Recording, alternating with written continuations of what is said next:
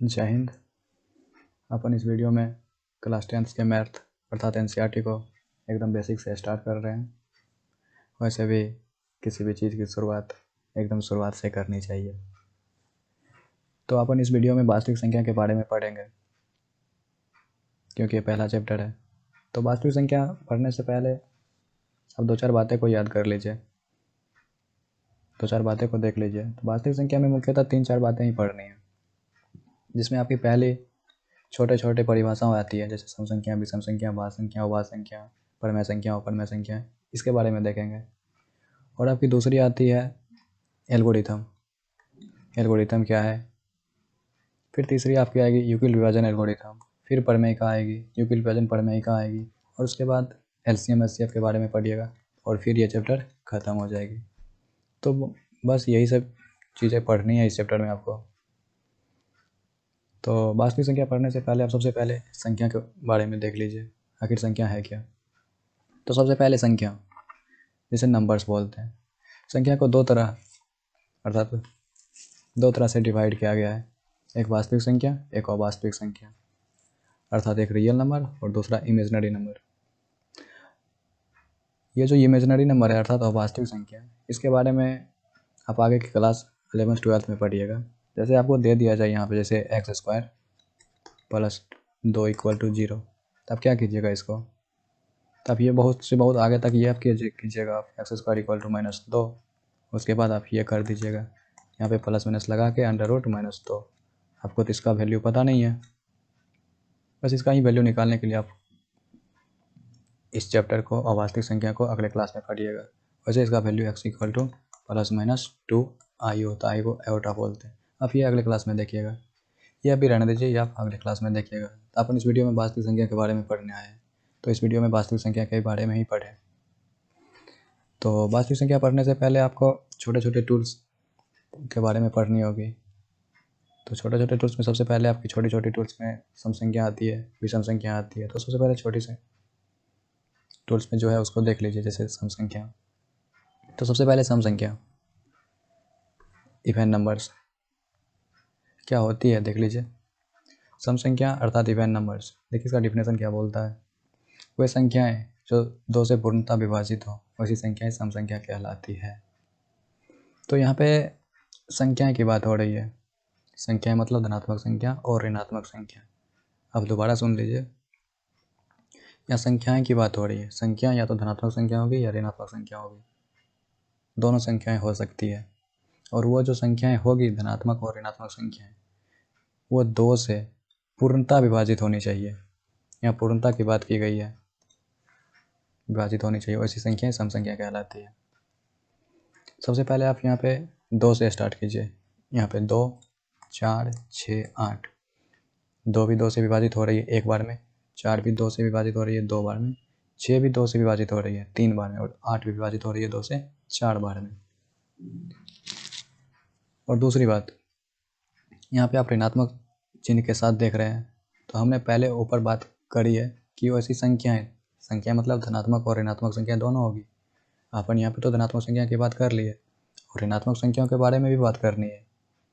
ये भी -2 2 से कट रही है -1 बार में, ये भी -4 2 से कट रही है -2 बार में, -6 2 से कट रही है -3 बार में। आप अच्छे से देख लीजिए, -2 -4 -6 ये भी सम संख्याएं हैं, लेकिन ये ऋणात्मक सम संख्याएं हैं और ये धनात्मक सम संख्याएं हैं। अब बच गई यहाँ पे 0 में 2 से यदि भाग लगाइएगा तो 0 बार में, 0 में आप 3 से लगाइएगा तो 3 से भी लगता है, 0 में आप 4 में लगाइएगा तो ये 4 से भी लगती है। तो ये तो 2 से भी लग रहा है, 3 से भी लग रहा है, 4 से भी लग रहा है।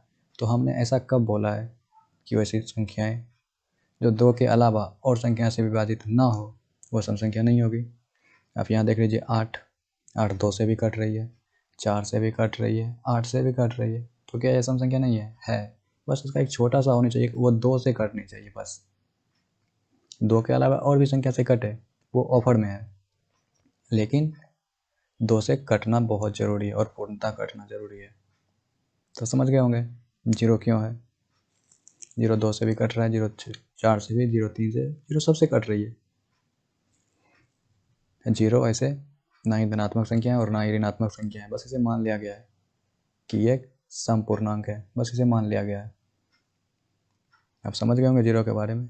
जीरो के बारे में और अच्छे से पढ़ने के लिए इसके अगले स्लाइड में हम देखेंगे जीरो को सम संख्या और विषम संख्या मान के। तो चलिए अब सम संख्या के बाद विषम संख्या को देखते हैं। विषम संख्याएं, ऑड नंबर्स, वे संख्याएं जो 2 से पूर्णतः विभाजित ना हो। यदि आप सम संख्या को अच्छे से समझ गए हो या तो विषम संख्या को समझने में कोई प्रॉब्लम नहीं होगी। तो वे संख्याएं, यहाँ भी संख्याएं की बात हो रही है। संख्या मतलब धनात्मक संख्या और ऋणात्मक संख्याएं, दोनों संख्याएं हो सकती है और 2 से पूर्णतः विभाजित ना हो। यहाँ पे पूर्णतः आ रही है, पूर्णता की बात करी गई है। 2 से पूर्णतः विभाजित नहीं होनी चाहिए, वैसी संख्याएं विषम संख्या कहलाती है। जैसे पहले आप यहाँ पे धनात्मक संख्या के बारे में देख लीजिए, फिर ऋणात्मक संख्या के बारे में देखेंगे अपना। ये तो समझ में आ गई होगी, 1 3 5 7, ये तो 200 नहीं कट रही है, 2 से नहीं कट रही है। तो अगर ये 1 में 2 से भाग लगाएंगे तो 0.5 आएगी।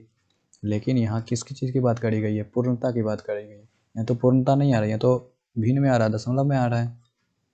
ये नहीं होनी चाहिए।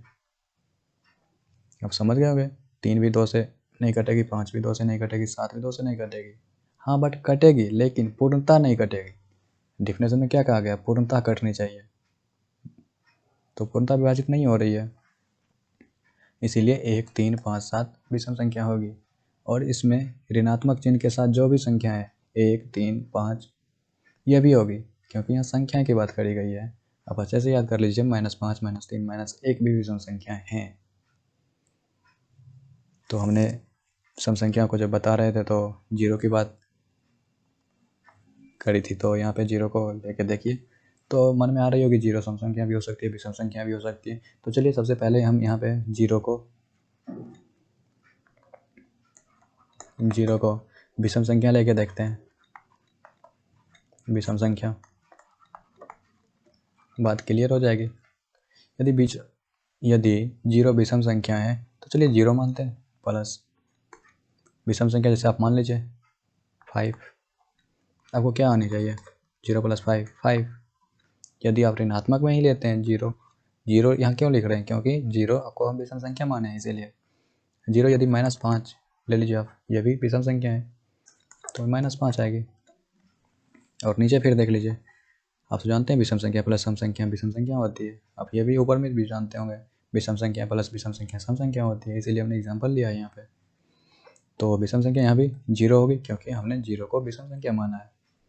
तो 0 प्लस यहाँ पे सम संख्या 4 ले लीजिए, तो 4, या फिर कोई भी ले लीजिए, -4 ले लीजिए, -4। तो अपन यहाँ पे क्या आनी चाहिए? विषम संख्या प्लस विषम संख्या सम संख्या। अपन यहाँ जीरो को विषम संख्या माना है, इसलिए लिखा। विषम संख्या 5 होती है, सम संख्या आनी चाहिए, मतलब विषम संख्या प्लस विषम संख्या सम संख्या आना चाहिए। लेकिन ये विषम संख्या आ रहा है, मतलब ये गलत बात है। ये भी विषम संख्या, ये विषम संख्या, दोनों को जब इसको तो हम लिख सकते हैं ऐसे, प्लस यहाँ -5, तो 0 प्लस -5 आना क्या चाहिए? सम संख्या, लेकिन यह है विषम संख्या, गलत बात। यहाँ पे देख लीजिए आप, विषम संख्या प्लस सम संख्या आना चाहिए विषम संख्या। तो यहाँ पे विषम संख्या 0, क्योंकि 0 को माने है विषम संख्या। यहाँ सम संख्या 4, तो 0 + 4 4 आना क्या चाहिए? विषम संख्या, लेकिन यहाँ आ क्या रहा है? सम संख्या, मतलब ये गलत बात। इसको भी फिर लिख सकते हैं ऐसे 0 + -4 आ रहा है, लेकिन आना क्या चाहिए? विषम संख्या, आ क्या रहा है? सम संख्या, मतलब ये भी गलत बात। तो चलिए हम 0 को सम संख्या मान के देखते हैं। यहाँ पे 0 को सम संख्या लेकर देखते हैं। सम संख्या, तो आप जानते हैं सम संख्या प्लस सम संख्या होती है, और सम संख्या प्लस विषम संख्या होती है। तो सम संख्या जैसे माने हैं 0 प्लस सम संख्या 4 मान लीजिए, 4 कोई भी लीजिए आप। 0 यहाँ क्यों लिख रहे हैं? क्योंकि 0 को हम सम संख्या यहाँ माने हैं। 0 -4 यहाँ पे फिर 0 के यहाँ फिर बता रहे हैं, इसलिए लिख रहे हैं क्योंकि 0 को सम संख्या माने हैं। 0 + 3 0 प्लस -3, तो -3 हमने तो पिछले वीडियो में बात करी है। तो यहाँ पे फिर देख लीजिए आप, सम संख्या प्लस सम संख्या भी सम संख्या आना चाहिए। 0 प्लस 0 इक्वल टू 4, ये भी सम है, ये भी सम है और आ भी सम रहा है, तो मतलब ये बात सही है। ये देखिए, ये इसको भी सम संख्या माने हैं, इसको फिर आप ऐसे लिख सकते हैं 0 प्लस -4 सम संख्या प्लस सम संख्या, सम संख्या आना चाहिए और आ भी सम संख्या रहा है, क्योंकि हमने पिछले वीडियो में मतलब पिछले स्लाइड में हमने संख्या की बात करी है, मतलब धनात्मक संख्या और ऋणात्मक संख्या दोनों संख्याओं की बात करी है। तो ये 4 और -4 दोनों सम संख्या हैं। फिर यहाँ पे देखिए 0 प्लस 3 3, 0 प्लस -3 -3 विषम संख्या, मतलब सम संख्या प्लस विषम संख्या आना चाहिए और आ भी दोनों जगह वही रहा है, मतलब 0 एक सम संख्या के रूप में आप देख सकते हैं।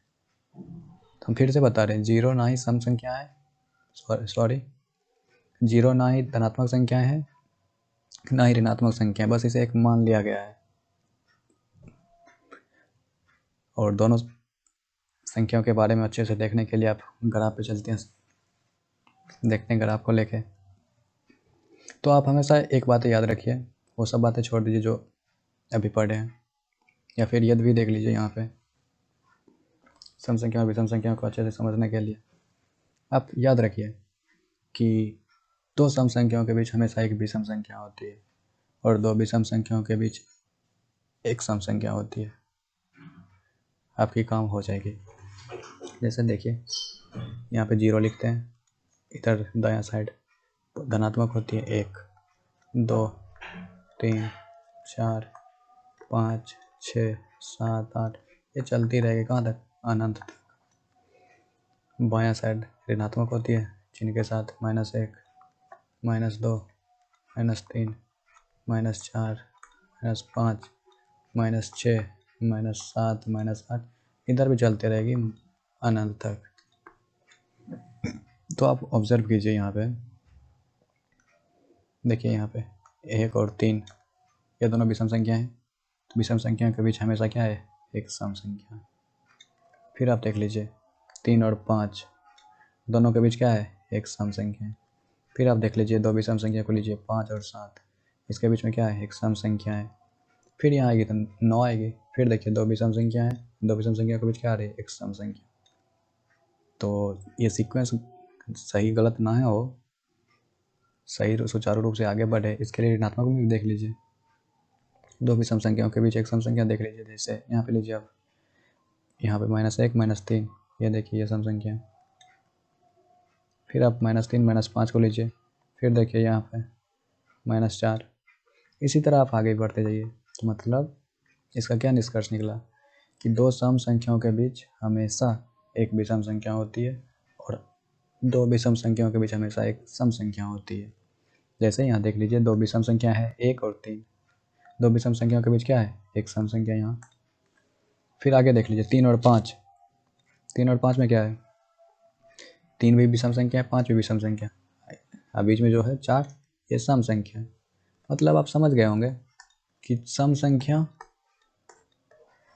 और सम संख्या यहाँ पे भी इसके बीच में हमेशा क्या होगी, हमेशा विषम संख्याएं होगी।